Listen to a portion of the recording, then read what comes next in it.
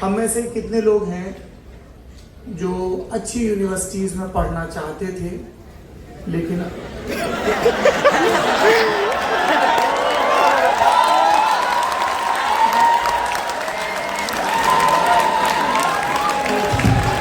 Lovely professional university से निकलते निकलते दो चीज़ें हो जाएं तो बहुत अच्छा है। एक तो अच्छे सीटीसी वाला जॉब ऑफर मिल जाए और दूसरा जो बहुत ज़रूरी है कि हम कॉलेज में हमें प्रेम हो जाए एक मुकम्मल।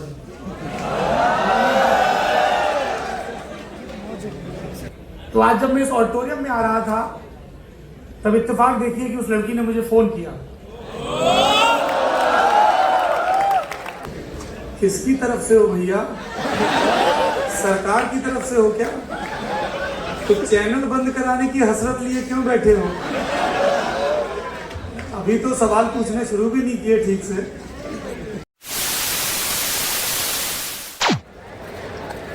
सो व्हाट्सअप गाइज, आज है 8 नवंबर और आज आने वाले हमारे कॉलेज में सौरभ द्विवेदी।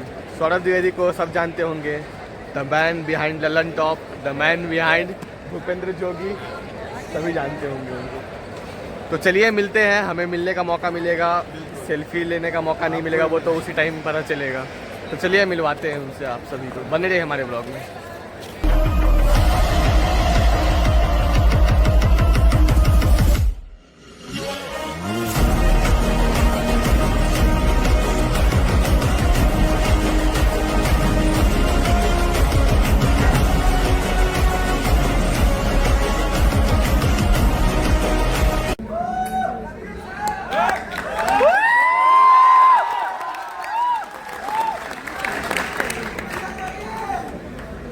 बहुत शुक्रिया आपका इतनी सारी अंग्रेजी में इतना बड़ा इंट्रोडक्शन देने के लिए। Whenever I see any youngster on stage जो बहुत इंस्पायरिंग लगता है, because it takes a lot spotlight में आना और बोलना। So congratulations।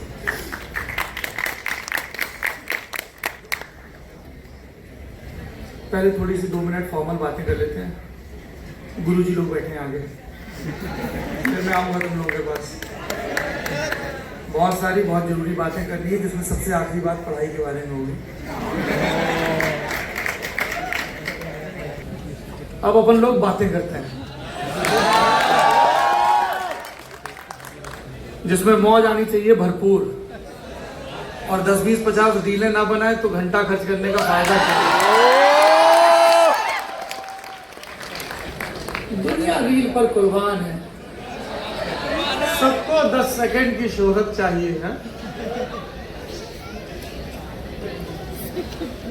दोस्तों, ये डिजिटल का फेस्ट है तो उम्मीद ये कहती है कि मैं आपको बताऊं उन तमाम लंतरानियों के बारे में जिनके जरिए कई लोग इस इंटरनेट की दुनिया के हाल फिलहाल के चमकते सितारे बन गए हैं। मैं आपको कुछ ऐसी तरकीबें सिखाऊं जिसके जरिए आपके भी इंस्टाग्राम की रील पर बहुत सारे लाइक्स आए और बहुत सारे आए ना आए, जिस एक का दिल वाला गोलू बन के आना है वो जरूर आ जाए। पर दुनिया इन सारी ऐप्स को बंद करने के बाद मुकम्मल ढंग से शुरू होती है, तो ये ज़रूरी है कि हम पहले उस दुनियादारी के बारे में, उस जिंदगी के बारे में और उस जवानी के बारे में कुछ चर्चे कर लें जिस कामयाब शानदार दौर में आप इस वक्त हैं। और उस चर्चा को शुरू करने से पहले मैं सबसे पहले आप लोगों को बहुत शुक्रिया अदा करना चाहता हूँ। I am very thankful and very grateful that you all are here and you are listening, क्योंकि कोई आपको सुन रहा है इसमें उसका बड़प्पन है। बोलने वाले की महानता उतनी नहीं है, महत्ता उतनी नहीं है। तब जबकि क्रिकेट का वर्ल्ड कप चल रहा है, आपके व्हाट्सएप पर लगातार नोटिफिकेशन आ रहे हैं, 1 टाइम सी वाली फोटो भी आ रही है। I know all of you are very busy person. Life का स्वाइप कहीं भी जाए, कुछ एप्स के स्वाइप जरूर सही होने चाहिए। इन सब के बावजूद आप मुझे सुनने आए हैं, इसलिए बहुत शुक्रिया आपको। मैं आप लोगों से बात करना चाहता हूं आज सबसे पहले प्रिविलेज के बारे में। हम में से कितने लोग हैं जो अच्छी यूनिवर्सिटीज़ में पढ़ना चाहते थे, लेकिन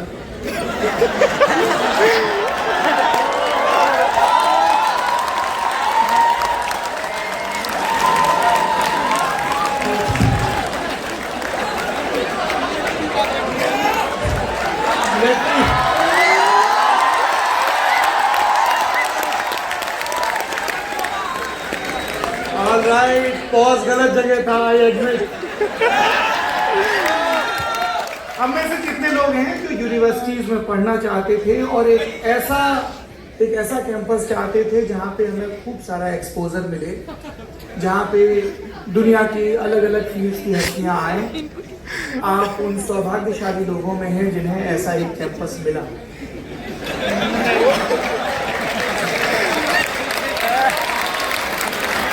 देखो, मैं तो बोल के चला जाऊंगा, कैमरा तुम लोगों के ऊपर है, और जिसने पिछले पॉज के पहले अतिरिक्त 32 ही निपोरी, उन सबके निकाले जाएंगे फोटो। फिर हमको करोगे मेल कि भाई साहब इंटरनल में नंबर कम आए, उस दिन ज्यादा हंस लिए थे, फिर डबल खुराक मिलेगी। तो ये एक प्रिविलेज है कि आप एक ऐसी यूनिवर्सिटी में पढ़ने आप आए हैं जहाँ पे आपको एक्सपोजर मिल रहा है, क्योंकि बहुत सारे लोग हैं जिनके पास कॉलेज में पढ़ने के साधन, एक्सपोजर, रिसोर्सेज या उनकी रीच वहाँ तक नहीं, उन्हें पता ही नहीं है इस बारे में। मैं जिस कॉलेज में पढ़ाई करता था ग्रेजुएशन में, जहाँ से मैंने बीएससी किया है, वो कॉलेज कैसा था वो मैं आपको थोड़ा सा बता देता हूँ, इससे आपको ये आइडिया लग जाएगा कि आप कितने कमाल के कॉलेज में पढ़ते हैं। हमारे कॉलेज में जब हम गेट से दाखिल होते थे तो बंदूकधारी 2 सिपाही तलाशी लिया करते थे।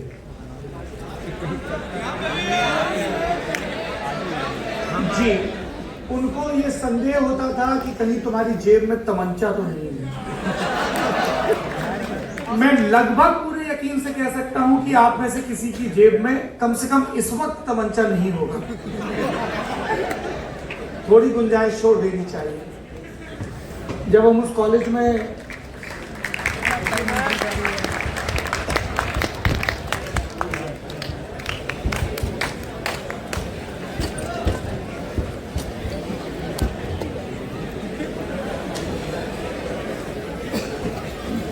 ठीक रहा, एलपीयू वाला जो समय से पूरा हो गया।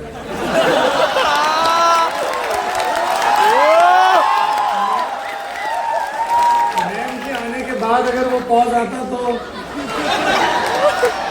बहुत डांट पड़ती।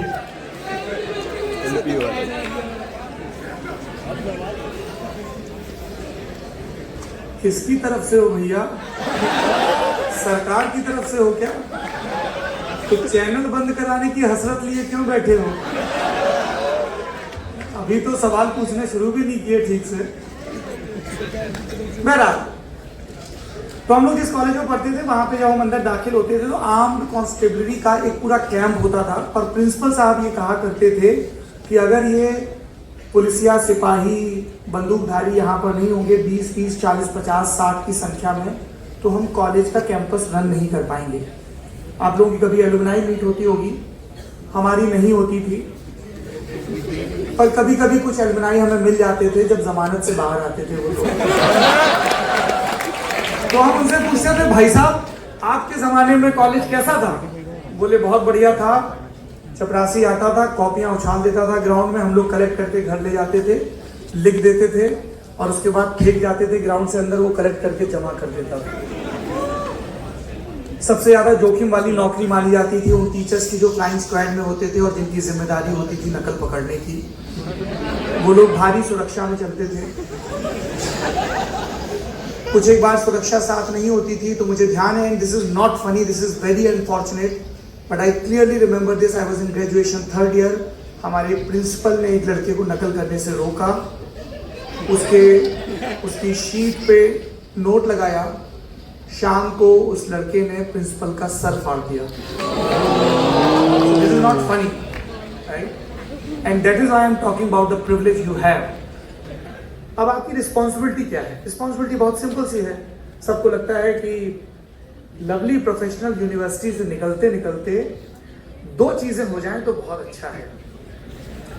एक तो अच्छे सीटीसी वाला जॉब ऑफर मिल जाए, राइट, या अपना स्टार्टअप शुरू करना है तो उसकी फंडिंग मिल जाए। तो दो बुनियादी ज़रूरतें लगती हैं, एक तो नौकरी का प्रबंध हो जाए या रोजगार का प्रबंध हो जाए, या कुछ लोग जो पापा की परी या पापा के परे हैं वो अपने बिजनेस को संभालने के लिए पर्याप्त तैयार हो जाए। नथिंग रॉन्ग इन इट, उसको भी संभालना बहुत जिम्मेदारी का काम है। और दूसरा जो बहुत ज़रूरी है कि हम कॉलेज में हमें प्रेम हो जाए एक मुकम्मल।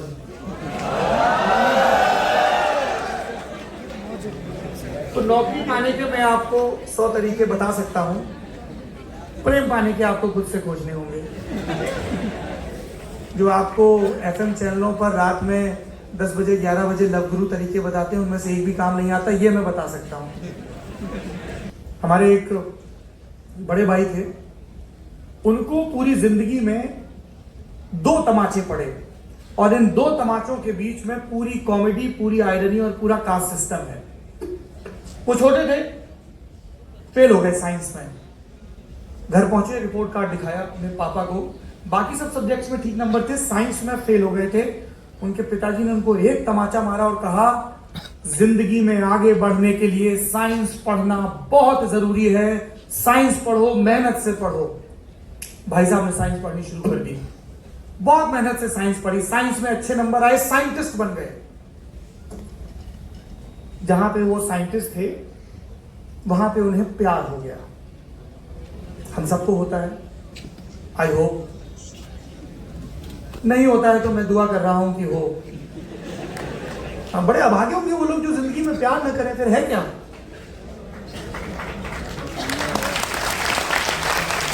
और यहां मेरा प्यार से तात्पर्य थोड़ा टिकने वाले प्यार से था, टिंडर और ओयो वाले प्यार से नहीं था।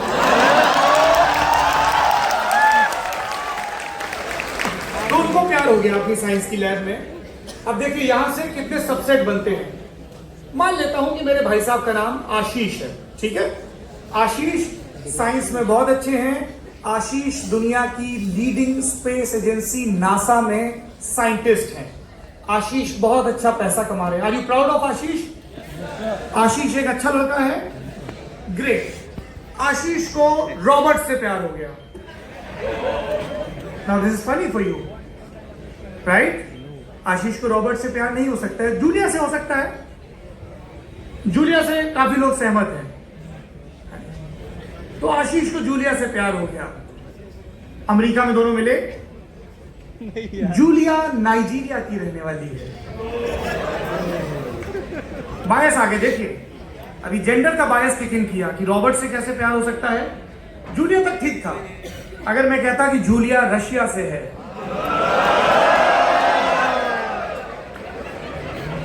सब खुश हो गए। मैं बताऊं, जूलिया रशिया से है। जूलिया के पेरेंट्स नाइजीरिया से आके रशिया में सेटल हो गए थे। आप देख रहे हो कितनी तेजी से फ्लिप हो रहा है आपका जजमेंट। आशीष को जूलिया से प्यार हो गया। आशीष के घर वाले नहीं माने क्योंकि आशीष की एज है 28 साल, जूलिया की एज है 55 साल। अरे आप लोग तो नौजवान लोग हैं, नौजवान लोग तो प्रोग्रेसिव होते हैं, नए ख्याल के होते हैं, किसी को किसी से भी प्यार हो सकता है। 2 बालिग लोग अगर एक दूसरे से प्यार में है तो आपसे क्या दिक्कत है। यह आशीष को जूलिया से प्यार हो गया। जूलिया 55 साल की नहीं 25 साल की है, बट शी हैज 2 किड्स। इसमें से कोई भी आप सेट उठा लीजिए। एंड नाउ प्लीज वेलकम, अब हम और आप चलते हैं आशीष के ड्राइंग रूम में, जहां आशीष अपने मम्मी पापा से अपनी जिंदगी के एक बेहद जरूरी फैसले के बारे में, शादी के बारे में बात करने जा रहे हैं। आशीष समझा रहे हैं अपने मम्मी पापा को कि मुझे एक लड़की से प्यार हो गया है, वो भी नासा में साइंटिस्ट है। हम दोनों एक दूसरे से बहुत प्यार करते हैं, साथ रहना चाहते हैं।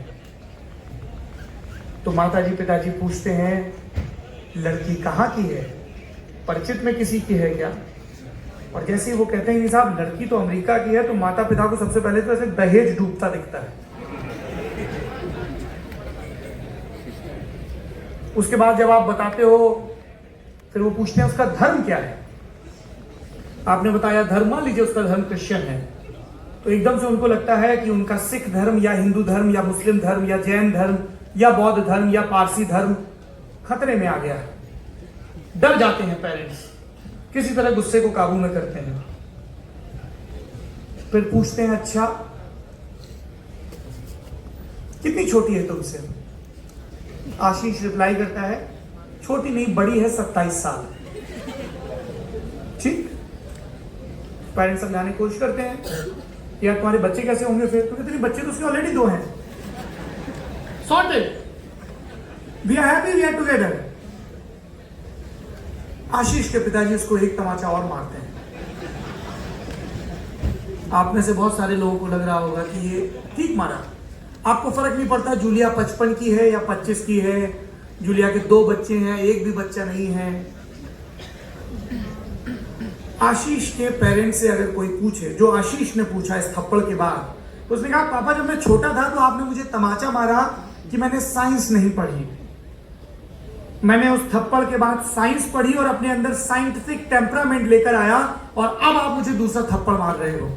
क्योंकि साइंस ये कतई नहीं कहती है कि हिंदुस्तान या अमेरिका में पैदा हुए लड़के या लड़की को नाइजीरिया या रशिया में पैदा हुए लड़के या लड़की से प्यार नहीं हो सकता। साइंस ये कतई नहीं कहती है कि 28 साल के लड़के को 55 साल की लड़की से या इसके उल्टे से या 25 साल की लड़की से मिल सकता है। Any of the two people can fall in love with each other. It's between them, that chemistry, that physics, that biology. ये उसे साइंस ने सिखाया। साइंस ने सिखाया जीन पूल जितना हाइब्रिड हो उतना अच्छा है। पर आशीष के पेरेंट्स को समझ में नहीं आया। आशीष के पेरेंट्स हमारे पेरेंट्स हैं।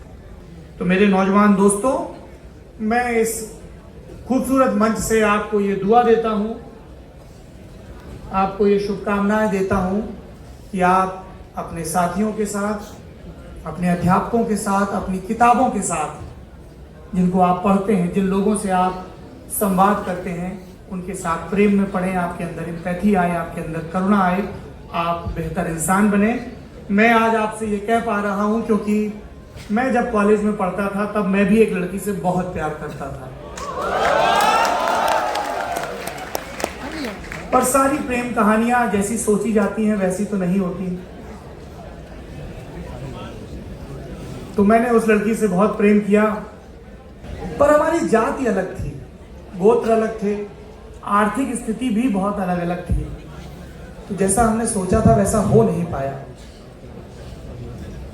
पर आजकल इंटरनेट की दुनिया है, कॉलेज के दिनों में पढ़ने वाले लोग भी मिल ही जाते हैं, मोबाइल फोन भी मिल जाता है, नंबर भी मिल जाते हैं, दोबारा से कनेक्शन भी हो जाता है, हम जिंदगी में कितने भी आगे बढ़ जाएं। तो आज जब मैं इस ऑडिटोरियम में आ रहा था तब इत्तेफाक देखिए कि उस लड़की ने मुझे फोन किया। उसने पूछा कैसे हो तुम? मैंने कहा मैं अच्छा हूं। उसने पूछा कहाँ जा रहे हो? मैंने कहा मैं लवली प्रोफेशनल यूनिवर्सिटी जा रहा हूं बात करने के लिए।